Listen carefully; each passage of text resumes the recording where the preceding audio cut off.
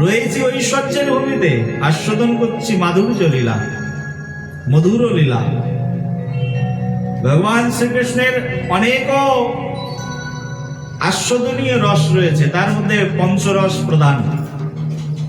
শান্তরস, বাৎসল্য রস, সখ্যরস, আর এই হচ্ছে দাস্যরস, আর হচ্ছে এই মাধুর্য রস। এই পাঁচটি প্রধান রস, তার মধ্যে সর্বশ্রেষ্ঠ মাধুর্য লীলা। ঐশ্বর্যের ভূমিতে বসেও মাধুর্য লীলার আস্বাদন, ঐশ্বর্যের ভূমিতে থেকেও মাধুর্যের বন্দনা। সনাতন গোস্বামী পাদ থাকতে নেই, সনাতন টিলায় এখনো আছে বৃন্দাবনে। এই টিলার পাশে যে পর্ণকুটির, এখানে বসে বসে ভজন করতেন। একজন ভক্ত ছিলেন, কাশীতে থাকতেন, শিবের ভক্ত, বহু বছর ধরে শিবের উপাসনা করেছেন। শিব একদিন সন্তুষ্ট হয়ে তার শিষ্যকে বলছেন, এই তুই সারাদিন এত উপাসনা করেছিস, আমি সন্তুষ্ট হয়ে গেছি। বলে, হে ভগবান শিব, আমাকে ঐশ্বর্যবান বানিয়ে দাও।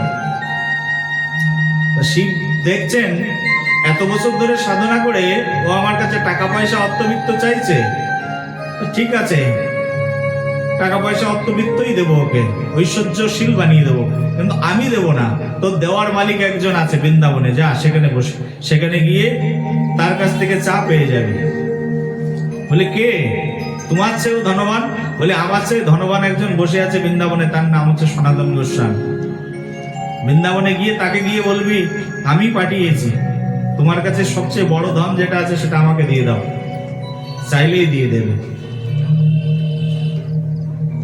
স্বপ্নে আদেশ পেয়ে একেবারে শিবের ভক্ত চলে গেছেন বৃন্দাবনে।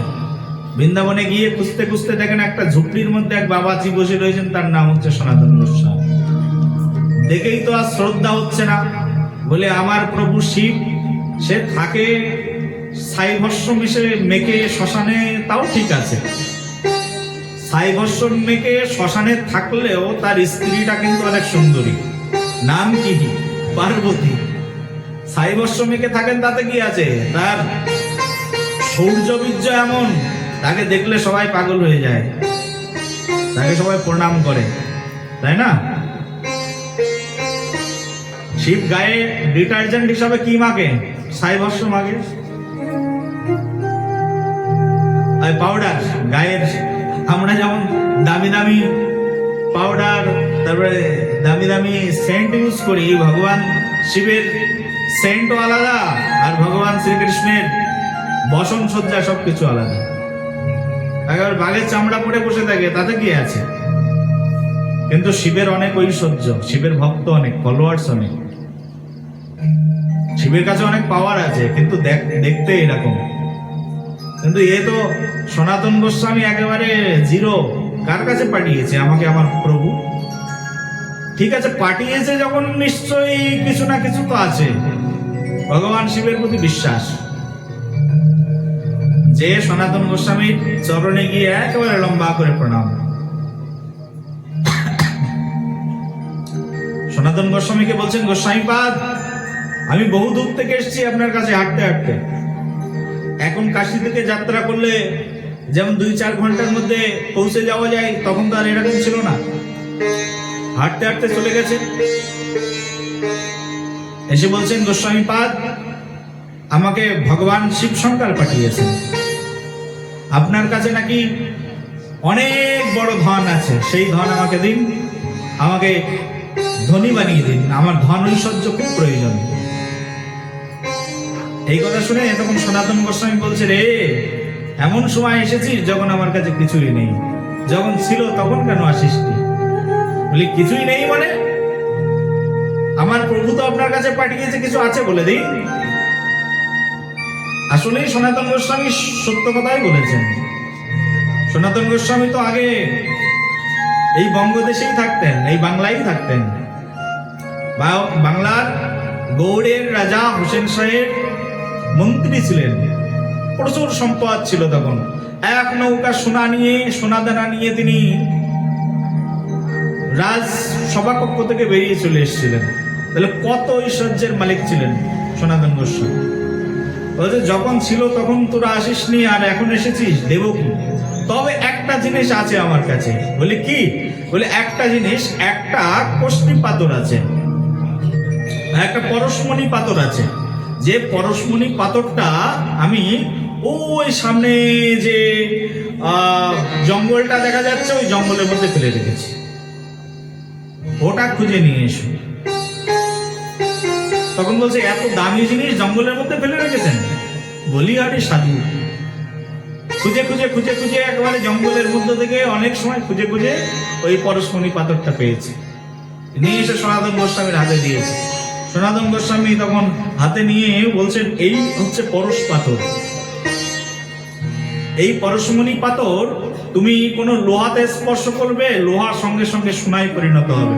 যাও এটা নিয়ে যাও, তোমার যেহেতু সম্পদের প্রয়োজন, এর চেয়ে আর বড় সম্পদ আমার কাছে আর কিছু নেই, আর যা ছিল সবাইকে দিয়ে দিয়েছি, আর শুধু এইটুকুই আছে। শিব ভক্ত তখন এই পরশমণি পাথর হাতে নিয়ে বৃন্দাবনের রাস্তা দিয়ে যাচ্ছেন। শোনো মা, বৃন্দাবনে প্রবেশ করা সহজ, কিন্তু বৃন্দাবন থেকে বেরোনো কিন্তু কঠিন। একবার বলো, এখন কিন্তু আমরা দ্বারকায় বসে বৃন্দাবনে ঢুকে গেছি, বেরাতে পারবে না। বলো একবার। আর রাধারানী যদি কাউকে বের করে দেন, বৃন্দাবনে থাকা তার জন্য কঠিন আছে। এবার বলো প্রেম সে বলো। বৃন্দাবনের মধ্যে এখন সনাতন গোস্বামী ওই পরশমণি পাথরটা যখন দিয়েছেন, তখন রাস্তা দিয়ে হাঁটছেন, বৃন্দাবনের রাস্তা দিয়ে। আর বৃন্দাবনের ওই যে ব্রজের সাধুরা ওই বৃন্দাবনে ভজনশীল মহাত্মাদের চরণধুলি পড়ে রয়েছে। বৃন্দাবনে তো পরশমণি পাথরটা সবচেয়ে বড় সম্পদ নয়, বৃন্দাবনের সবচেয়ে বড় সম্পদ যদি থেকে থাকে তা হচ্ছে ওই গোপীর পদরেণু। ধুলা নয়, ধুলি নয়, গোপী পদরেণু। এই ধুলায় অঙ্গে মাকে নন্দতনায় কানু। বলো রাধারানী সরকার কি। ধুলা নয়, ধুলি নয়, গোপীর পদরেণু। বৃন্দাবনের সবচেয়ে বড় সম্পদ হচ্ছে এই ধুলা। কে কে বৃন্দাবনে গেছো হাত তোলো। বৃন্দাবনে কারা কারা গেছো? আর যারা যাওনি এখন তো গেছো, এখন তো আমরা বৃন্দাবনে আছি। একবার দুহাত তুলে এখন বলো বৃন্দাবনে বিহারী ভগবান কি।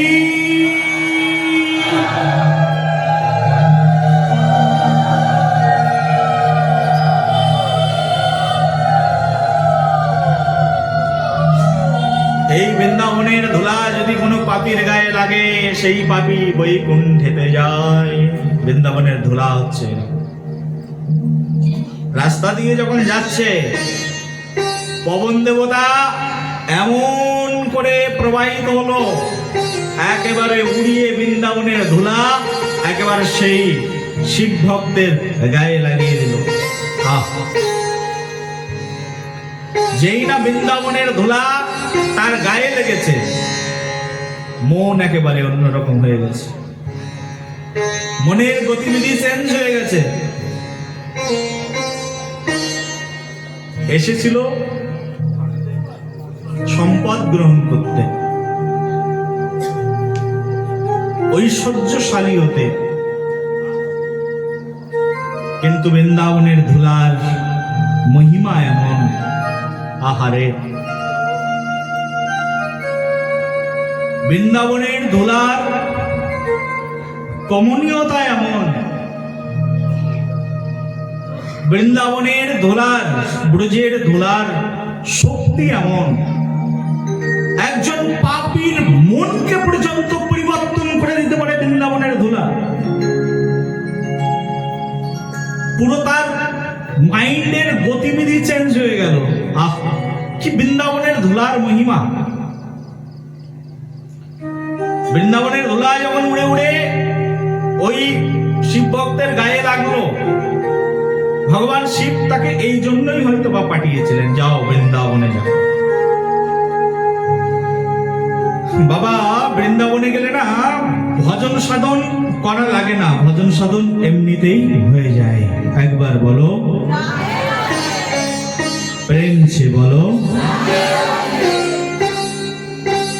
অনেকে মনে করেন অনেক ভজন সাধন করে বৃন্দাবনে যেতে হয়। আমি তো দেখি ভজনহীন ব্যক্তি বৃন্দাবনে গিয়ে ভজন শিলে পরিণত হয়ে যায়। বৃন্দাবন তো এমন, বৃন্দাবনে যেই যায় তার কোনো না কোনো ভাবে ভজন হয়ে যায়। যে পাপিষ্ঠ ব্যক্তি কখনো কোনোদিন বাড়ির মধ্যে একবার জয় রাধে বলেনি, 30 বছরে 30 বার রাধে রাধে শব্দ উচ্চারণ করেনি, যে পাপী 30 বছর পরে একদিন বৃন্দাবনে গেল, বৃন্দাবনে গিয়ে অন্তত 300 বার তার রাধে রাধে শব্দ উচ্চারণ হয়ে গেল একদিনে। বলো রাধে রাধে। এর চেয়ে ভজন আর হয় নাকি? হ্যাঁ, একবার কৃষ্ণ নামে যত পাপ মরে। মানুষের সাধ্য নাই তত পাপ করে। কৃষ্ণ নাম একবার উচ্চারণ করলে মানুষের কোটি জন্মের পাপ চলে যায়। আর সেই কৃষ্ণ যার চরণ উপাসনা করেন, যার চরণকে নিজের কোরের উপরে প্রতিস্থাপন করে প্রতিদিন যে রাধারানীর কমল চরণ ভগবান তার কোরের উপরে প্রতিস্থাপন করেন, যে রাধারানীর চরণ কমল স্বয়ং ভগবান শ্রীকৃষ্ণ বুকের উপরে প্রতিস্থাপিত করে রাধারানীর চরণের উপরে তার হস্ত লেহন করেন, তার হস্তকে হস্ত দিয়ে রাধারানীর চরণ দেশে সুখ মার্জন করেন। শ্রীকৃষ্ণের নামে যত শক্তি,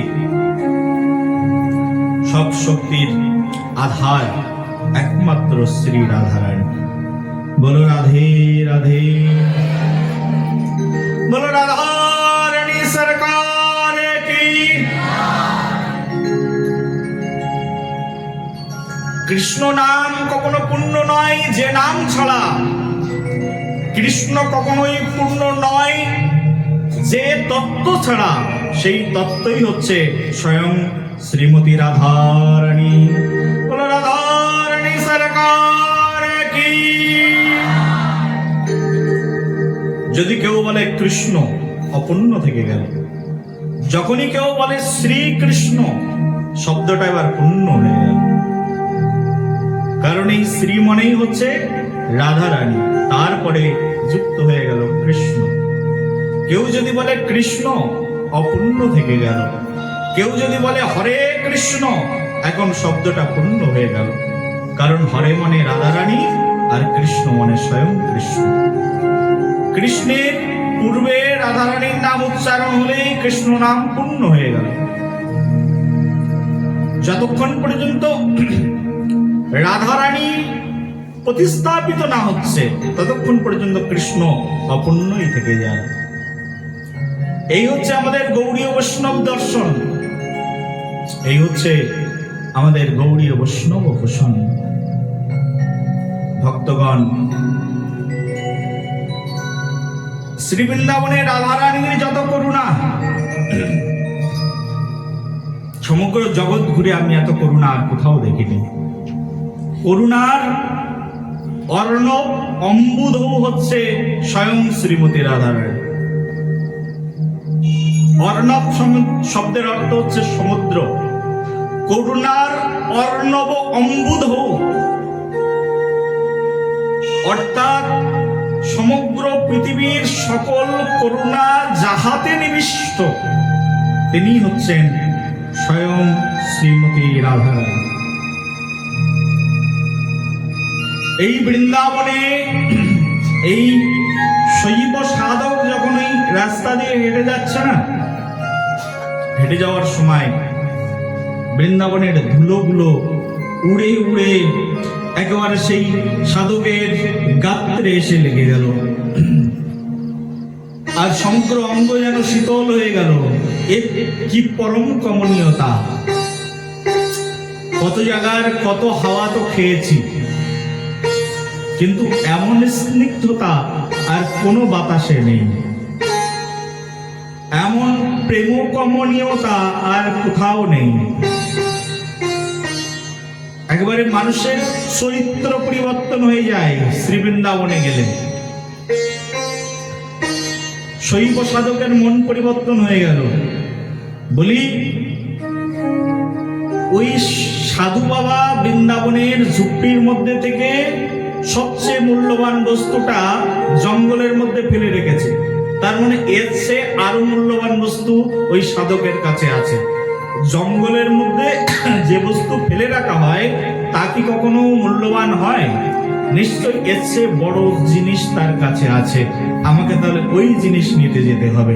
এই মন পরিবর্তন হয়ে গেল। শৈব সাধক এখন আবার রিটার্ন চলে গেছে। বাবা বাবা বাবা, বৃন্দাবনে তো সাধকদেরকে বাবা বলে ডাকা হয়, জানো তো মায়েরা? কি বলে? বাবা বাবা। বাবার কাছে এসেছেন। বাবা শব্দটা এমন যেন প্রাণ কেড়ে নেয়। কোন সন্তান এসেছেন বাবার কাছে। মা শব্দ এমন যে ডাকে, তার ডাকেই যেন তার প্রাণ কেড়ে নেয়। মা বাবা, এর চেয়ে বড় শব্দ পৃথিবীতে আর কি আছে? জন্মের সময় মানুষ এই শব্দ দুটোই তো জন্মের পরে প্রথম শেখে। মা ডাকতে শেখে, তারপরে তো বাবা ডাকতে শেখে। মা দেখিয়ে দেয়, এই তোমার বাবা, বলো বাবা বাবা বাবা। মায়ের কাছ থেকে শেখা বলি মা আর বাবা। বাবা বাবা বলে চরণে পড়ে গেছেন বাবা। ব্রজবাসী বাবার চরণ জড়িয়ে ধরে বলছেন সনাতন গোস্বামীকে, বাবা বাবা, আপনার কাছে কি বড় সম্পদ আছে, যে সম্পদ পেয়ে আপনি এই এত বড় মূল্যবান পরশমণি পাথরকে জঙ্গলের মধ্যে ছুঁড়ে ফেলে দিয়েছিলেন। আমার সেই সম্পদ চাই। যে ধনে ধনী হয়ে আপনি এই পরশমণি পাথরকে উপেক্ষা করেছেন, সেই ধন চাই আমার। সেই ধনে আমাকে ধনী করে দিন, সেই ধন দানে আমাকে আমার জীবনকে ধন্য করে দিন। সনাতন গোস্বামী পাদের কাছে যখন এই অনুনয় বিনয় করেছেন, সনাতন গোস্বামী তখন তাকে জড়িয়ে ধরেছেন। জড়িয়ে ধরে বলছেন, আরে তুই নিবি সেই ধন। আমি বুঝেছি শিব কেন পাঠিয়েছেন আমার কাছে তোকে। নিবি সেই ধন, আয় এখনই যা, ওই যমুনাতে স্নান করে আয়। যমুনাতে স্নান করে চলে এসেছেন। বলি, যে বস্তুটি দিয়েছি ওই বস্তুটি দূরে সরে ফেলে দে, ওর দিকে আর কখনো কোনো দিনের জন্য তাকাস না, বহু দূরে ফেলে দিয়ে আয়। যাওয়ার সময় পরশমণি পাথরটা হাতে করে নিয়ে একবারে যমুনার জলে ছুড়ে দিয়েছেন। এখনো আপনাদের কারোর মনের মধ্যে যদি লোভ থাকে, যমুনাতে গিয়ে অনুসন্ধান করলে হয়তো সেই পরশমণি পাথর পেয়ে যাবেন। বলো রাধে রাধে, প্রেম সে বলো। এখনো হয়তো পাওয়া যাবে পরশমণি পাথর, ওখানেই ছুড়ে ফেলে দিয়েছেন যমুনা। বেশি দিন হয়নি তো, 500 বছর হয়েছে। গেলে কত দূর পাওয়া যাবে? দিল্লির আশেপাশেই আছে। ঢেউ ঢেউ ভাসতে ভাসতে কোথায় পাওয়া যাবে? পুরো যমুনা একেবারে সার্চ করুন, কোথায় করুন, কোথাও না কোথাও পেয়ে যাবে। সনাতন গোস্বামী একেবারে তাকে সামনে বসিয়েছেন। বলে, ওই সামনে কুশাসনটা নিয়ে বসে পড়। খুব সুন্দর করে আসমন করিয়েছেন, তিলক করিয়ে দিয়েছেন। কিসের তিলক? একবারে ব্রজের মাটি কপালে লেপন করে দিয়েছেন। এই যে আমরা কপালে পড়ে রয়েছি বৃন্দাবনের মাটি। ক্যানিং এ আছি তাতে কি আছে? বৃন্দাবনের মাটি কপালে নিয়ে চলে এসেছি।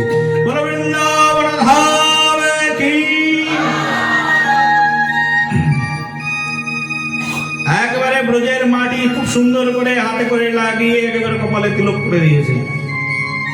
বলে এখন কর্ণ মূলে আমি তোকে মন্ত্র দিয়ে দেবো, এই মন্ত্র সাধন কর।